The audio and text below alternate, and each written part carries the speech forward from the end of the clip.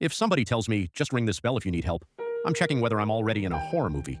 Because history somehow managed to invent an invention that's both incredibly smart and unbelievably creepy. Back in the 1800s, people were terrified of one specific thing, being buried alive. And honestly, with the medical technology they had back then, fair concern.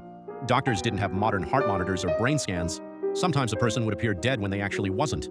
Rare, but enough stories spread that people became absolutely obsessed with the idea. So, naturally, people started inventing safety coffins. Yes, that's a real thing. These weren't ordinary coffins.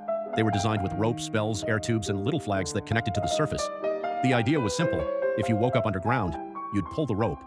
The bell above your grave would ring, alerting the cemetery caretaker that, surprise, you weren't actually dead. Imagine working the night shift at a cemetery and hearing a tiny ding, ding, ding. I'm handing in my resignation on the spot. And here's the funniest part. Some caretakers were actually hired to keep watch over newly buried graves just in case one of those bells rang. Imagine explaining your job to someone. So, what do you do for a living? I wait to see if dead people ask for customer service. Apparently that was a real career. Now, despite how famous safety coffins became, there's very little evidence they were ever used to rescue someone who had actually been buried alive.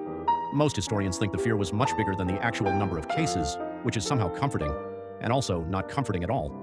Because the fact that enough people were scared to invent an emergency exit for a coffin tells you everything you need to know about medicine back then.